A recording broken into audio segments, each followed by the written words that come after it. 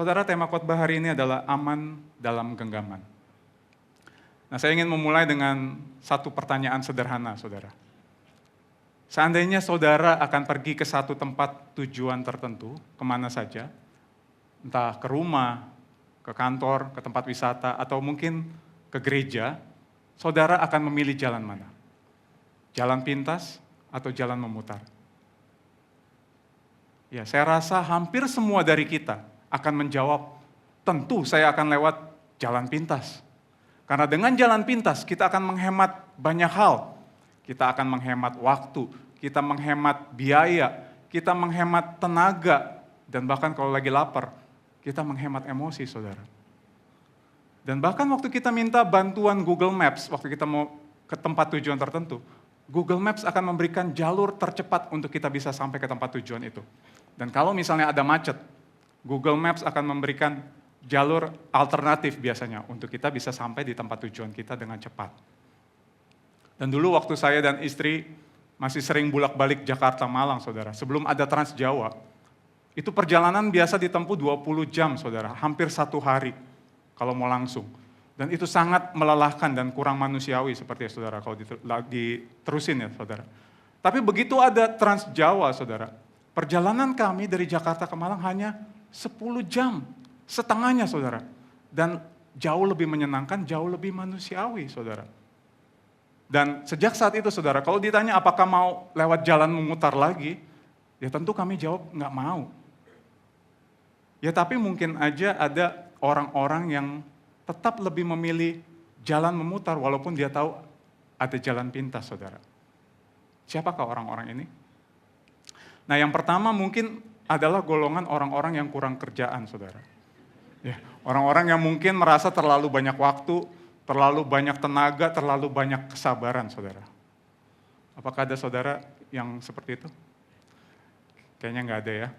Nah, lalu ada satu lagi golongan yang mungkin lebih suka jalan memutar, menurut saya, ini adalah golongan orang-orang yang sedang berpacaran, saudara. Yang sedang jatuh cinta, yang merasa dunia ini milik berdua. Dan kalau saya menduga, mereka mungkin akan lebih memilih untuk lewat jalan yang lebih jauh, terutama waktu lagi antar pacarnya pulang ke rumah. Malah kalau bisa, jalan yang paling jauh yang diambil, biar nggak buru-buru sampai, biar nggak buru-buru berpisah, ya kan? Tapi coba lihat nanti kalau sudah menikah ya, jalan pintas pasti yang dipilih. Nah, saudara, tapi di luar dua golongan tadi, saudara, saya rasa hampir semua dari kita pasti memilih jalan pintas dibandingkan dengan jalan memutar. Karena dengan jalan pintas, sekali lagi kita akan menghemat banyak hal, dan dengan jalan pintas sudah pasti kita akan lebih cepat sampai di tujuan kita. Dan saudara, sadar atau tidak sadar, cara berpikir seperti ini terkadang juga mencerminkan cara kita menjalani hidup di dunia ini. Di dalam perjalanan iman, kita cenderung memilih jalan yang terasa aman, terasa nyaman, yang lebih cepat atau yang sesuai dengan keinginan kita. Itulah respon paling natural dari diri kita, manusia. Ditambah lagi, saudara, kita hidup di dalam dunia yang menuntut segala sesuatu serba instan dan serba cepat. Dunia yang berkata, kalau bisa cepat, kenapa harus lama? Kalau ada jalan pintas, kenapa harus lewat jalan memutar? Tanpa kita sadari, cara berpikir dunia ini pelan-pelan meresap ke dalam hidup kita. Namun menarik sekali, saudara, ternyata cara Tuhan menuntun hidup kita tidak seperti itu. Saudara, kita menyukai jalan pintas. Tuhan kadangkala membawa kita melalui jalan yang memutar. Kita, manusia, ingin cepat sampai tujuan, tapi Tuhan lebih sering membawa kita melalui proses. Kita cenderung mengejar hasil, tapi Tuhan terlebih utama ingin membentuk hati. Dan disinilah kita seringkali bergumul, saudara. Karena jalan Tuhan tidak selalu terasa nyaman, tidak selalu masuk akal, dan tidak selalu sesuai dengan ekspektasi kita. Dan hal ini juga dialami oleh bangsa Israel ribuan tahun yang lalu, saudara. Di dalam perjalanan mereka keluar dari Mesir, saudara, Tuhan dengan sengaja membawa mereka tidak melalui jalan yang paling singkat, tetapi melalui jalan yang memutar justru. Bukan karena Tuhan nggak tahu jalan yang lebih cepat, tetapi karena Tuhan sedang membentuk hati umat pilihannya melalui setiap langkah perjalanan itu.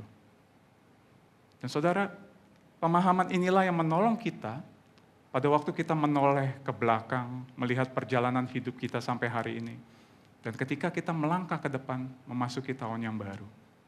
Yaitu bahwa Tuhan yang menuntun Israel dalam perjalanan, tetap setia menuntun kita sepanjang jalan.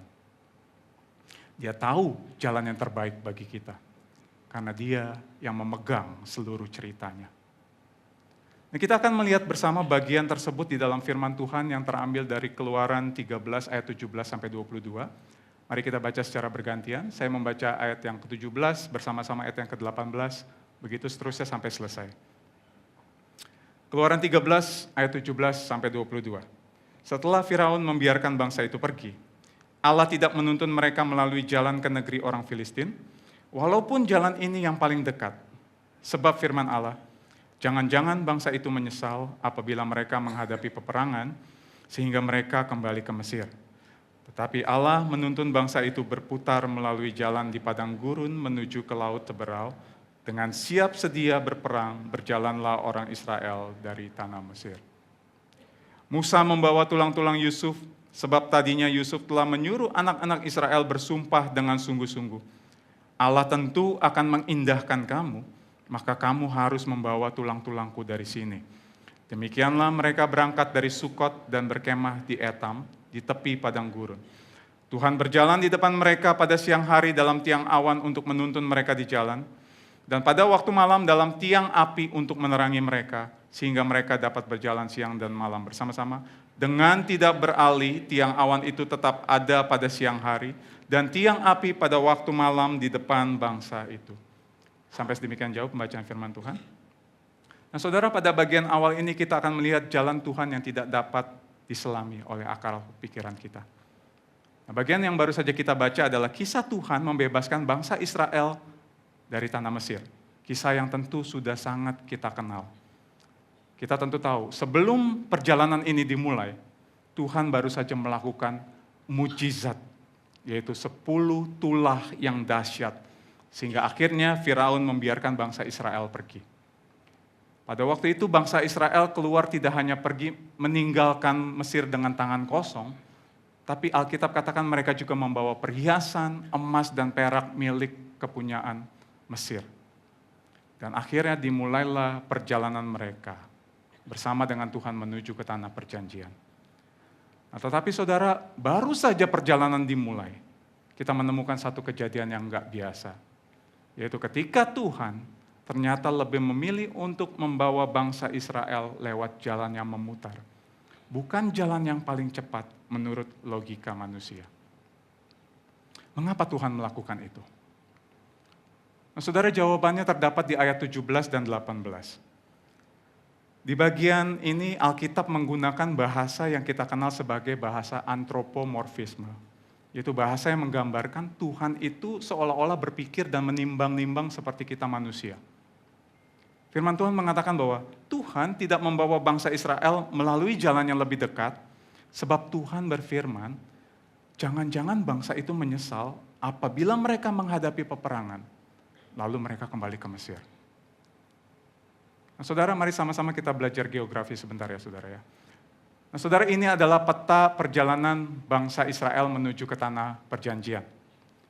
Nah, sebenarnya jalur tercepat untuk Israel tiba ke tanah perjanjian adalah melalui jalur perdagangan yang disebut Via Maris itu, saudara, yang warna hijau.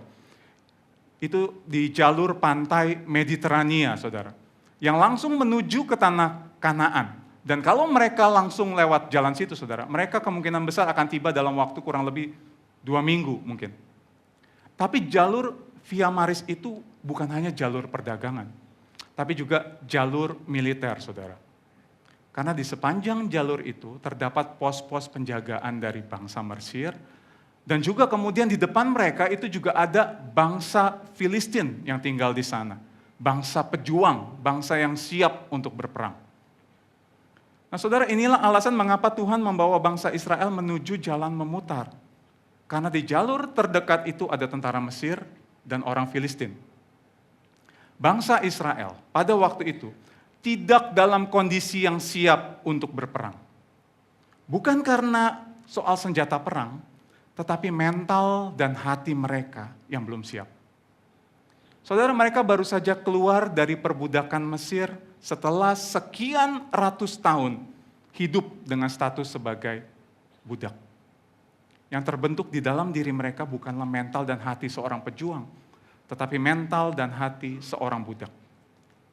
Sekalipun pada waktu itu mungkin mereka membawa senjata perang, saudara. Senjata itu nggak ada artinya, karena kondisi mental dan hati mereka. Mental dan status mereka yang mereka jalani sebagai seorang budak itu sekian lama, ratusan tahun itu seolah mendarah daging di dalam diri mereka, membentuk pribadi mereka menjadi pribadi yang bermental seorang budak. Nah saudara, kebiasaan atau pola hidup yang sudah kita jalani bertahun-tahun atau bahkan puluhan tahun, pasti nggak akan mudah sewaktu kita mengubahnya. Butuh yang namanya penyesuaian. Contoh yang sederhana, saya sekian tahun terbiasa mengendarai mobil matic, saudara. Nah kemarin liburan di Jakarta saya pinjam mobil mertua saya yang adalah mobil manual. Itu butuh penyesuaian, saudara. Karena mobilnya manual tapi di otak ini matic.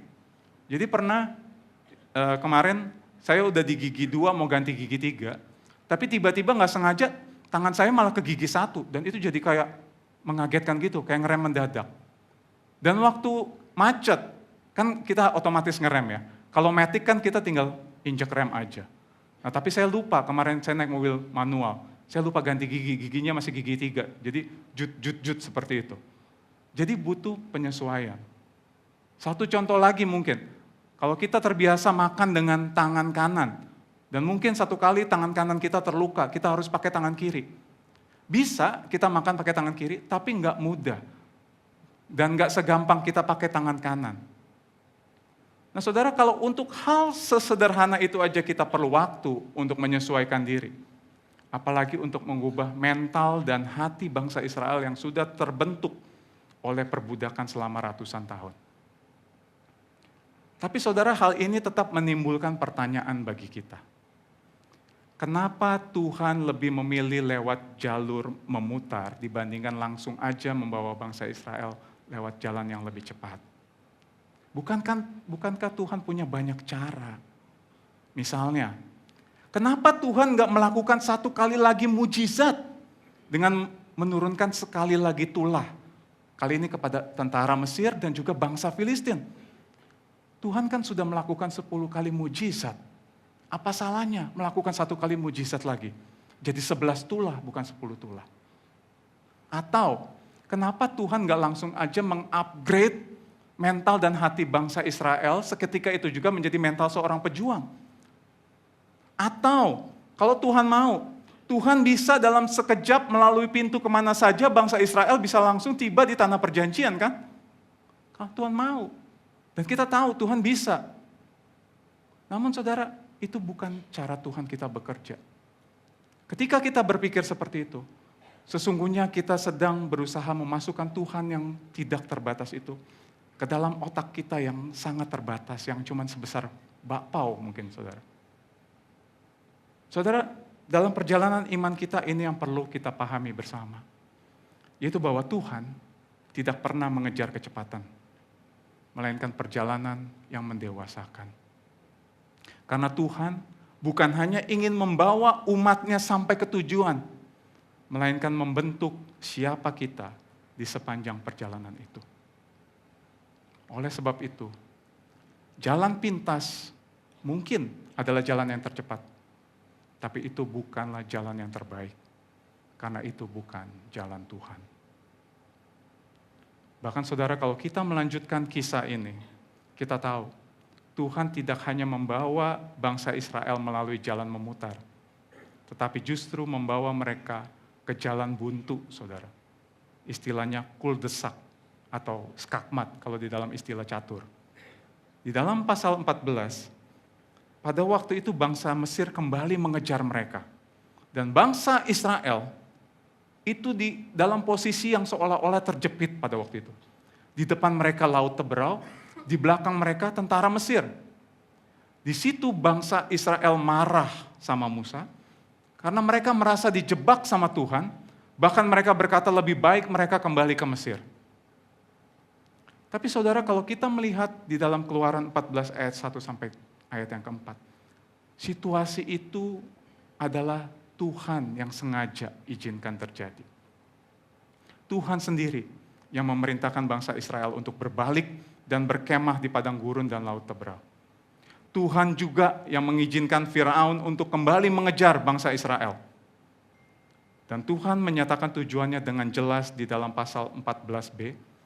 Di situ dikatakan, dan terhadap Firaun dan seluruh pasukannya, aku akan menyatakan kemuliaanku, sehingga orang Mesir mengetahui bahwa akulah Tuhan. Bangsa Israel mungkin bingung, mungkin marah dengan jalan Tuhan, tapi satu hal yang pasti, mereka tidak pernah keluar dari genggaman tangan Tuhan. Saudara, kalau kita menoleh ke belakang dan melihat perjalanan hidup kita, pernahkah kita mengalami masa-masa di mana seolah-olah Tuhan membawa kita ke arah yang sulit untuk kita mengerti dengan akal pikiran kita? Bukan hanya jalan yang memutar, tetapi jalan yang terasa buntu mungkin yang membuat kita nggak bisa bergerak. Saudara, kalau kita mau jujur, di dalam momen-momen seperti itu, respon pertama kita seringkali bukan iman percaya, tapi emosi. Kita mungkin marah sama Tuhan, kita mungkin curiga sama Tuhan. Karena cara Tuhan tidak sesuai dengan apa yang kita pikirkan, apa yang kita mau. Saudara, kadangkala Tuhan mengizinkan kita berada di dalam kondisi yang serasa seperti jalan memutar atau bahkan jalan buntu. Bukan untuk menjatuhkan kita, melainkan untuk membentuk kita. Dalam kemahatauannya, Tuhan sedang membentuk hidup kita melalui segala sesuatu yang Ia izinkan terjadi. Dan seringkali, saudara, hal-hal yang kita anggap tidak menyenangkan, hal-hal yang kita anggap menyakitkan, itu dipakai Tuhan untuk kebaikan kita. Jalan Tuhan mungkin tidak selalu nyaman dan cepat, tetapi pasti membawa kita ke tujuan yang tepat. Inilah keyakinan iman yang menolong kita untuk tetap percaya, bahkan ketika kita nggak mengerti jalannya. Seperti yang juga dikatakan oleh Matthew Henry di dalam bukunya. Kalaupun kita berpikir bahwa Tuhan tidak memimpin umatnya di jalan yang paling dekat, kita bisa yakin bahwa Tuhan memimpin di jalan yang terbaik. Dan hal itu akan nyata ketika kita tiba di akhir perjalanan kita. Saudara, Tuhan tahu apa yang sedang Dia kerjakan. Dan Dia selalu tahu. Dan bahkan ketika kita mulai ragu, ketika kita mulai bertanya-tanya apakah jalan Tuhan ini sungguh-sungguh benar jalannya, kita tetap dipanggil untuk percaya akan satu hal ini. Bahwa jalan Tuhan adalah jalan yang terbaik. Dan pertanyaannya, apa yang membuat kita bisa percaya bahwa jalan Tuhan itu benar-benar yang terbaik? Jawabannya adalah karena Tuhan yang kita sembah adalah Tuhan yang setia pada janjinya. Ini yang akan kita lihat di bagian berikutnya. Nah saudara, pada ayat 19 ini kita melihat satu informasi yang kelihatannya informasi yang biasa saudara. Tapi sesungguhnya menyimpan kebenaran yang sangat dalam. Pada waktu Firaun mengizinkan bangsa Israel keluar dari Mesir, mereka pergi dengan membawa perhiasan, emas dan perak punya orang Mesir. Tetapi nggak cuma itu, saudara. Musa dikatakan juga membawa tulang-tulang Yusuf bersama mereka. Kemungkinan besar yang dimaksud dengan tulang Yusuf di sini adalah mayat Yusuf yang sudah diawetkan, alias muminya Yusuf. Nah mungkin kita bertanya, apa hubungan bagian ayat ini dengan kesetiaan Tuhan pada janjinya? Dan justru bukankah agak aneh dan mungkin agak horor ya saudara ya, untuk membawa orang yang sudah ratusan tahun mati ini ikut bersama dengan mereka. Apa gunanya? Nah saudara, bagian ini bukan sekedar informasi, tapi ini adalah penggenapan sebuah janji yang sudah diucapkan ratusan tahun yang lalu. Yusuf sebelum dia mati, dia sudah memahami satu hal, bahwa Mesir bukanlah tempat tinggal permanen umat Tuhan. Karena itu, sewaktu Yusuf mau mati, di dalam Kejadian 50 ayat 24 dan 25, Yusuf meminta satu sumpah dari orang Israel agar tulang-tulangnya dibawa keluar bersama dengan mereka pada waktu Tuhan membebaskan mereka dari Mesir. Saudara, apa yang Yusuf lakukan ini adalah sebuah pernyataan iman dari Yusuf, yaitu bahwa Tuhan pasti menepati janjinya. Makanya kemudian di dalam perjanjian baru, di dalam Ibrani 11 ayat 22, firman Tuhan katakan, karena iman, maka Yusuf menjelang matinya memberitakan tentang keluarnya orang-orang Israel dan memberi pesan tentang tulang belulangnya. Dan ini juga yang ditekankan oleh Tim Chester ketika dia membahas Keluaran 13 ayat 19 ini. Dia mengatakan bahwa iman adalah percaya kepada janji Tuhan. Iman hidup di masa kini dalam terang masa depan yang telah Ia janjikan. Apa artinya, saudara? Artinya, iman bukan cuma soal apa yang kita tunggu di masa depan, tetapi bagaimana janji Tuhan itu membentuk cara hidup kita hari ini. Yusuf tidak hidup berdasarkan situasi Mesir, walaupun pada waktu itu dia sudah hidup dengan nyaman. Tetapi dia hidup berdasarkan janji Tuhan yang telah disampaikan mulai dari Abraham, Ishak, dan Yakub ayahnya. Dan kita tahu, pada akhirnya penggenapan dari janji itu digenapi. Tulang Yusuf baru benar-benar dikuburkan di tanah perjanjian setelah Israel selesai bertamasya selama 40 tahun di padang gurun. Seperti yang tercatat di dalam Yosua ini. Saudara, Tuhan setia pada janjinya. Dan inilah yang menjadi dasar pengharapan kita. Tuhan yang setia kepada Yusuf dan Israel adalah Tuhan yang sama, yang setia pada janjinya dalam hidup kita. Saudara, Alkitab penuh dengan janji Tuhan. Tetapi janji Tuhan tidak pernah berfokus untuk kenyamanan hidup kita.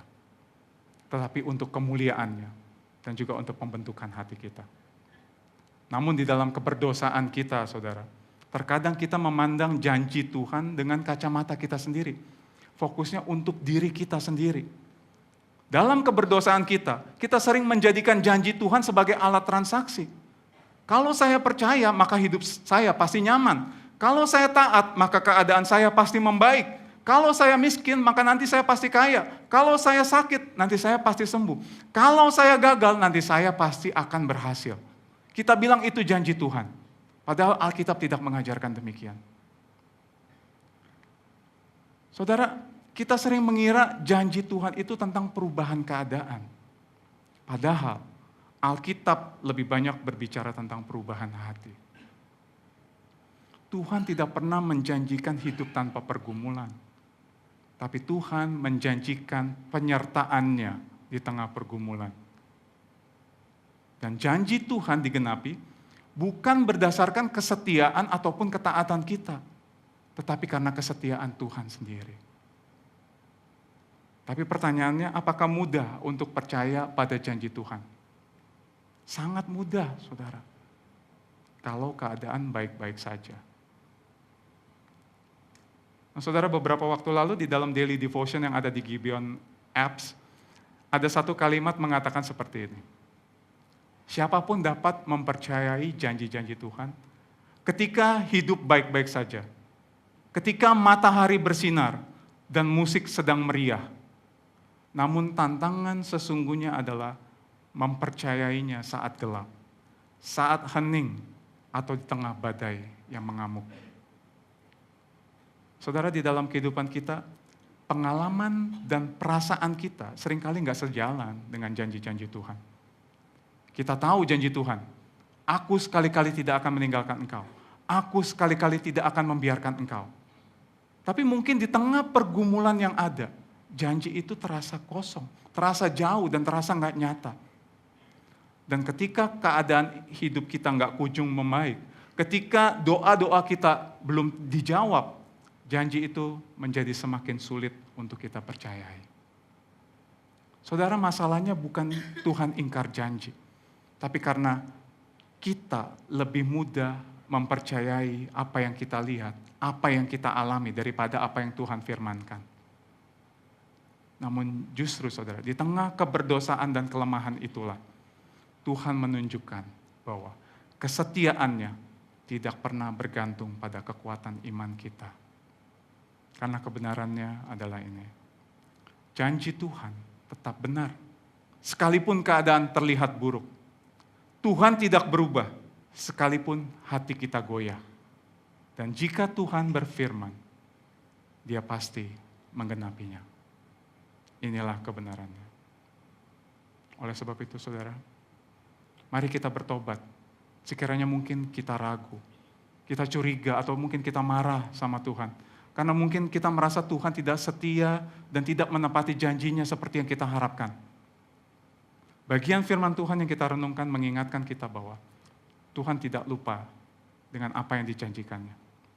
Dia ingat dan Dia pasti menggenapinya. Saudara, jikalau di penghujung tahun ini mungkin kita sedang berada di tengah badai kehidupan, kiranya kita terus mengingat bahwa Tuhan setia dan Tuhan tidak pernah gagal.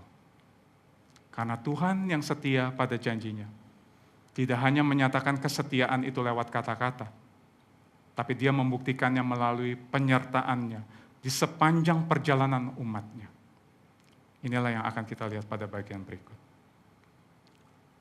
Saudara, di ayat 21 dan 22 kita melihat dengan sangat jelas bagaimana Tuhan menyertai perjalanan bangsa Israel, yaitu melalui tiang awan dan tiang api yang melambangkan kehadiran dan penyertaannya atas bangsa Israel. Dikatakan bahwa tiang awan dan tiang api itu tidak beralih siang dan malam untuk menyertai bangsa Israel. 24 jam, saudara, Tuhan menyatakan kehadiran dan penyertaannya kepada bangsa Israel. Ini menunjukkan bahwa Tuhan tidak hanya tahu jalan mana yang tepat, tetapi Dia juga ikut serta untuk memastikan umatnya tiba dengan selamat. Saudara, kadang waktu kita membaca kisah ini, kita iri melihat bangsa Israel. Karena mereka berjalan dengan tanda yang begitu jelas yang dapat dilihat oleh mata.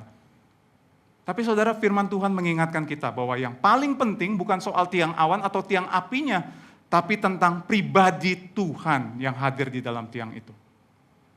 Dan kabar baik ya saudara, hari ini Tuhan tidak meninggalkan kita tanpa tuntunan. Kita mungkin tidak melihat tiang awan dan tiang api secara kasat mata, tetapi Tuhan memberikan tuntunan yang bahkan jauh lebih dekat, yaitu melalui Allah Roh Kudus, yang menyertai dan diam sama dengan kita, yang menuntun kita ke dalam keseluruh kebenaran. Dan melalui penggambaran kisah ini, saudara, kita dapat melihat bagaimana Tuhan memimpin perjalanan umatnya, yang juga adalah gambaran bagaimana Tuhan memimpin kita. Saudara, Tuhan tidak memimpin perjalanan bangsa Israel seperti seorang raja yang menunggang kuda, sementara anak buahnya ada di belakangnya berlari dan berjalan mengikutinya. Tuhan tidak memimpin seperti itu. Tuhan juga tidak memimpin seperti raja yang berada jauh di belakang, sementara Dia menyuruh anak buahnya jauh di depan, supaya ketika ada peperangan, anak buahnya dulu yang lebih dahulu mati. Tuhan tidak memimpin dengan cara seperti itu. Tapi Tuhan memimpin dengan cara menuntun, saudara. Di dalam perikop yang kita baca, kata menuntun muncul 3 kali, saudara. Ini bukan kebetulan. Dan saya pribadi sangat setuju bahwa kata menuntun adalah kata yang tepat untuk menggambarkan bagaimana Tuhan menyertai perjalanan hidup kita. Firman Tuhan sedang menekankan satu kebenaran yang penting, yaitu bahwa Tuhan memimpin perjalanan umatnya bukan dari kejauhan, melainkan seperti seorang ayah yang menuntun anaknya berjalan. Saudara, menuntun membutuhkan kesabaran. Sebab orang yang menuntun harus menyesuaikan dirinya, langkahnya dengan orang yang dituntunnya. Enggak mungkin orang yang menuntun dengan seenaknya menarik orang yang dituntunnya untuk mengikuti apa yang dia mau. Kalau itu yang terjadi, namanya bukan Tuhan menuntun bangsa Israel, Tapi Tuhan menyeret bangsa Israel. Dan kita tahu saudara, kalau kita melihat seorang anak yang dituntun sama orang tua, seringkali si anak ini nggak mau dipegang tangannya sama orang tua. Seringkali si anak ini ingin berontak melepaskan tangan orang tuanya dari tangan dia karena mungkin dia melihat sesuatu yang menarik hatinya, padahal sesuatu itu belum tentu baik dan bahkan mungkin berbahaya. Nah disitulah kita melihat ketegasan dari orang tua yang tetap memegang tangan anaknya, sekalipun anaknya menangis ataupun memberontak. Dan saudara, itu juga yang Tuhan lakukan kepada kita. Mari kita sama-sama jujur di hadapan Tuhan. Berapa sering kita meragukan kasih Tuhan dalam hidup kita? Berapa sering kita meragukan penyertaannya? Berapa sering kita bersikap seolah-olah kitalah yang lebih tahu apa yang kita butuhkan dibanding Tuhan? Seperti bangsa Israel. Kita berontak dari Tuhan, kita mau melepaskan tangan Tuhan dari tangan kita, karena kita merasa sepertinya Tuhan diam saja dengan masalah yang sedang kita hadapi. Atau ada kalanya kita merasa sepertinya Tuhan gak cukup cepat untuk menolong kita, sehingga kita memilih untuk bertindak dengan cara kita sendiri, mengandalkan akal pikiran kita sendiri yang kita anggap lebih baik dibandingkan dengan cara Tuhan yang gak jelas. Saudara, bagian firman Tuhan hari ini mengingatkan kita kembali bahwa Dia bukan hanya Tuhan yang tahu apa yang terbaik bagi kita, tapi Dia juga adalah Tuhan yang setia pada janjinya dan Tuhan yang senantiasa menyertai.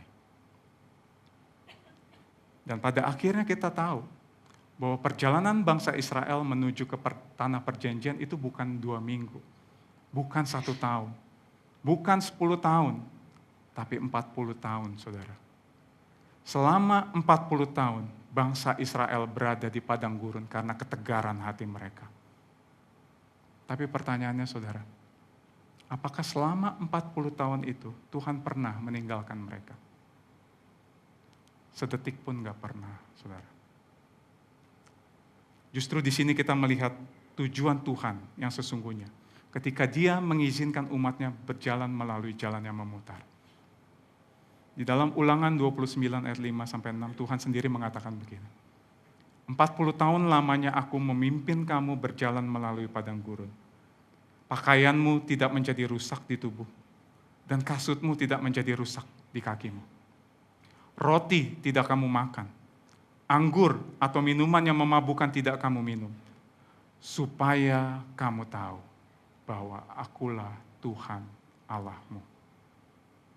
Saudara, selama 40 tahun itu, Tuhan sedang mengajar satu hal yang sangat penting, yaitu pengenalan akan Tuhan. Bahwa Dia bukan hanya Tuhan yang membebaskan umatnya dari perbudakan Mesir, tetapi juga Tuhan yang memelihara, Tuhan yang menyertai, Tuhan yang setia di sepanjang perjalanan. Saudara, dalam ingatan saya ada beberapa kali Tuhan mengizinkan saya dan istri saya mengalami kondisi seperti yang tadi kita bicarakan. Situasi di mana seolah-olah Tuhan menuntun kami melalui jalan yang sulit dipahami. Bukan hanya jalan memutar, tapi jalan yang sangat membingungkan kami. Salah satu yang paling saya ingat terjadi tahun 2017. Waktu itu saya dan istri saya sudah studi di Seminari Alkitab di Malang. Dan waktu itu kami sudah berjalan setengah perjalanan. Jadi kami akan memasuki semester 5 pada waktu itu. Tapi pada saat itu istri saya mengalami sedikit masalah kesehatan yang mengharuskan dia menjalani perawatan dan pemulihan secara rutin di Jakarta. Nah pada titik itu saudara, kami harus mengambil satu keputusan yang berat menurut kami, yaitu kami harus memutuskan untuk cuti kuliah 1 semester dan kembali ke Jakarta. Kami sudah menjalani panggilan Tuhan di Seminari Alkitab, kami sudah meninggalkan banyak hal, kami sudah memperpanjang kontrakan rumah kami, semua sudah kami atur, tapi tiba-tiba kami harus kembali ke Jakarta dengan kondisi tidak ada pemasukan, tidak ada pekerjaan, dan tidak ada kepastian. Saya dan istri jujur pada waktu itu bertanya-tanya, apa maksud Tuhan? Tuhan sudah membawa kami sejauh ini, tapi kenapa Tuhan seolah menyuruh kami untuk mundur? Namun saudara, Tuhan sungguh tahu apa yang Ia kerjakan. 6 bulan kemudian saudara baru kami menyadari satu hal, itu bahwa Tuhan sedang menyingkapkan isi hati kami. Tanpa kami sadari, selama ini pegangan kami bukan sepenuhnya Tuhan. Sekalipun kami sudah 2 tahun ada di seminari Alkitab.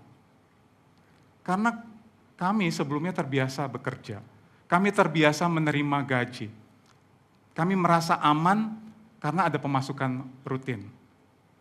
Dan semua itu, saudara, tanpa kami sadari sudah menjadi sandaran hati kami dan juga cukup mendarah daging di dalam mental dan hati kami.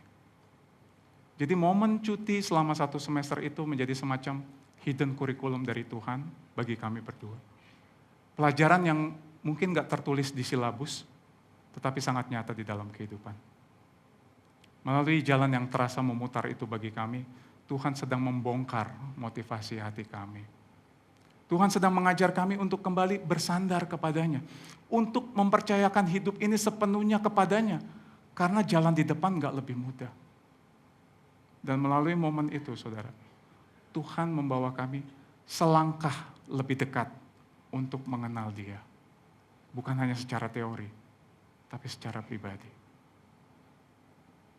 Di dalam Alkitab kita juga melihat Ayub mengalami hal ini. Setelah sekian waktu bergumul, setelah melalui penderitaan yang panjang, pertanyaan yang tidak terjawab, dan keheningan Tuhan, pada akhirnya, di akhir dari kitab Ayub, kita melihat satu kesimpulan yang sangat indah dari Ayub. Ayub berkata, dahulu pengetahuanku tentang Engkau hanya kudengar dari orang saja. Tetapi sekarang ku kenal Engkau dengan berhadapan muka. Jadi selama ini sewaktu keadaan baik, Ayub cuma tahu tentang Tuhan. Tapi justru ketika Tuhan izinkan penderitaan terjadi, di situ dia semakin mengenal Tuhan. Dari mengenal Tuhan melalui cerita orang lain, Ayub dibawa Tuhan untuk mengenalnya secara pribadi. Sebagai Tuhan yang hadir, yang memegang hidupnya, bahkan di tengah penderitaan. Dan disinilah firman Tuhan menolong kita memahami makna dan perjalanan hidup ini. Rasul Paulus berkata di dalam Roma 8 ayat 28, kita tahu sekarang bahwa Allah turut bekerja dalam segala sesuatu untuk mendatangkan kebaikan bagi mereka yang mengasihi Dia, yaitu bagi mereka yang terpanggil sesuai dengan rencana Allah.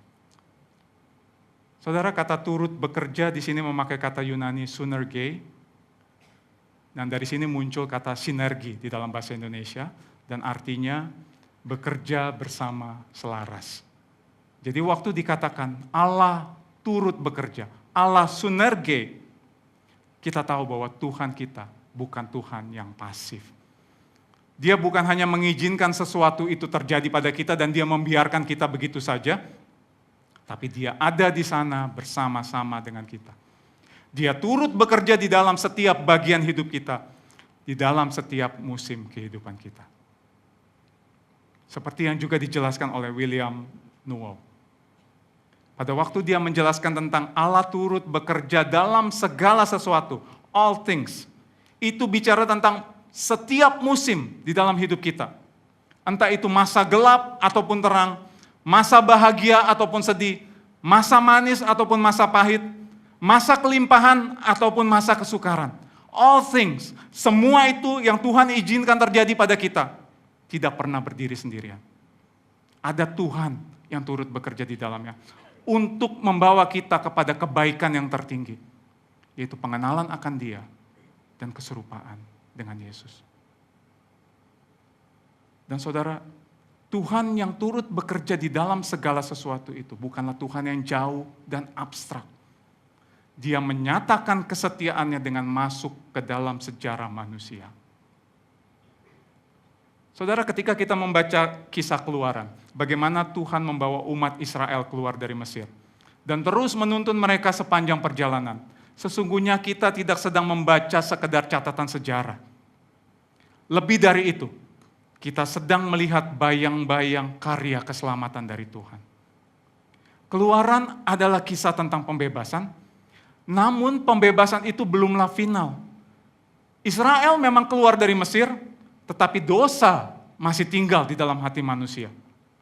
Israel dibebaskan dari perbudakan Firaun, tapi umat manusia masih hidup di bawah perbudakan dosa dan maut. Penggenapan pembebasan yang sesungguhnya baru terjadi ribuan tahun sesudah peristiwa keluaran. Dan melalui rentang waktu yang sangat panjang itu, Tuhan sekali lagi menyatakan satu hal. Dia setia pada setiap janji yang Ia ucapkan, dan Dia pasti menggenapinya. Saudara, pada akhirnya kita melihat bahwa karya keselamatan Tuhan dinyatakan ketika Allah Bapa mengutus anaknya yang tunggal, Yesus Kristus, Sang Immanuel yang menyertai umatnya turun ke dunia ini. Kehadirannya membawa pengharapan bagi yang putus asa, damai bagi yang gelisah, dan sukacita bagi yang terhilang. Dan penggenapan karya keselamatan yang sempurna itu tidak terjadi melalui jalan pintas. Yesus, dia tidak melewatkan penderitaan, tapi dia justru memikul penderitaan itu. Yesus tidak melewatkan salib, tapi justru ia taat sampai mati di atas kayu salib. Sewaktu di Taman Getsemani, Yesus bergumul. Dia tahu penderitaan yang akan dia hadapi bukan sekedar penderitaan fisik, melainkan keterpisahan dari Bapa, sesuatu yang belum pernah dia alami sebelumnya. Namun di tengah pergumulan itu, Yesus tetap berkata dengan ketaatan yang sempurna, bukan kehendakku, tapi kehendakmu. Hingga akhirnya puncak penggenapan janji keselamatan itu terjadi di salib. Dan di atas kayu salib, Yesus berseru, Allahku, Allahku, mengapa engkau meninggalkan aku? Karena saudara, di salib itulah kita melihat Yesus, Sang Immanuel, Tuhan yang beserta dengan kita, justru rela mengalami kesendirian karena mengalami keterpisahan dengan Bapa. Di salib itu, kita melihat Yesus Sang kebenaran, dia rela dinyatakan bersalah karena menanggung dosa kita. Dan di salib itu kita melihat Yesus Sang pembebas, dia rela menyerahkan dirinya, dihukum oleh manusia berdosa yang hendak ditebusnya. Saudara, di salib itulah kita melihat betapa dalamnya kasih Tuhan, betapa seriusnya dosa kita, dan betapa mahalnya keselamatan yang kita terima. Karena kita tahu bahwa melalui salib, kita yang seharusnya mengalami keterpisahan kekal ini, kini boleh diperdamaikan dan hidup di dalam persekutuan dengannya. Melalui salib, kita yang seharusnya dihukum karena dosa dan pemberontakan kita, kita kini dibenarkan dan diterima sebagai anak Allah. Dan melalui salib, kita yang dahulu adalah budak dosa, kini boleh mengalami kebebasan yang sejati di dalam Kristus. Di salib itulah, Yesus melepaskan segalanya, supaya kita selamanya aman di dalam genggamannya. Saudara, jika Yesus sedemikian setia memegang tangan kita, bahkan sampai dia ke kayu salib, maka yang perlu kita renungkan adalah bagaimana kita meresponi dia. Untuk itu mari saat ini kita bertanya kepada diri kita. Di sepanjang tahun ini, bagaimana respon hati kita ketika Tuhan menuntun kita melalui jalan yang memutar atau bahkan jalan buntu?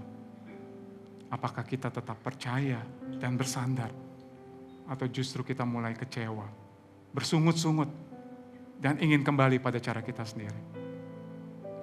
Adakah momen di tahun ini di mana kita mencoba melepaskan tangan Tuhan karena kita merasa lebih tahu jalan yang lebih cepat, lebih aman, atau lebih masuk akal menurut pikiran kita? Dan saat kita bersiap memasuki tahun yang baru, apa yang memberikan kita ketenangan? Apakah kepastian, keadaan, rencana, dan kekuatan yang kita buat? Ataukah keyakinan bahwa hidup kita ada di dalam genggaman tangan Tuhan? Saya undang setiap kita bangkit berdiri. Saudara, kita telah berada di penghujung tahun 2025. Sebentar lagi kita memasuki tahun yang baru. Ada yang melangkah dengan penuh harap, tapi ada juga yang melangkah dengan kekhawatiran. Karena jujur aja kita nggak tahu apa yang ada di depan sana. Namun satu hal yang pasti, saudara, hidup kita sampai hari ini bukanlah kebetulan. Fakta bahwa kita masih ada hari ini adalah bukti kasih setia Tuhan yang tidak pernah meninggalkan kita. Firman Tuhan hari ini mengingatkan kita bahwa Dia adalah Tuhan yang tahu apa yang terbaik bagi kita. Dia juga adalah Tuhan yang setia pada janjinya. Dan tidak hanya itu, Dia juga adalah Tuhan yang senantiasa menyertai kita. Mungkin jalan yang Tuhan izinkan bukan jalan yang cepat atau jalan yang mudah. Tapi biarlah kita percaya bahwa itulah jalan yang terbaik. Karena itu jalannya Tuhan. Dan Tuhan tahu apa yang sedang Dia kerjakan dalam hidup kita. Sehingga dengan kebenaran itu kita dapat sadar bahwa pengharapan kita bukan terletak pada kuatnya genggaman tangan kita kepada Tuhan. Melainkan pada kesetiaan Tuhan yang tidak pernah melepaskan genggamannya atas hidup kita. Oleh sebab itu sebagai orang-orang berinjil, biarlah kiranya kita mempercayakan hidup kita sepenuhnya kepada Tuhan yang menuntun. Bukan hanya ketika jalan terasa jelas dan terasa mudah, tapi juga ketika Tuhan membawa kita melalui jalan yang memutar, yang tidak kita mengerti. Sebagai orang berinjil, kiranya kita boleh belajar taat dan bertahan di dalam proses yang Tuhan izinkan.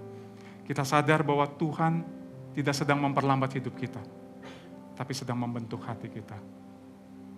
Dan sebagai orang berinjil, biar kiranya kita melangkah bersama Tuhan dengan iman. Karena Tuhan yang menuntun tidak pernah melepaskan genggamannya atas hidup kita.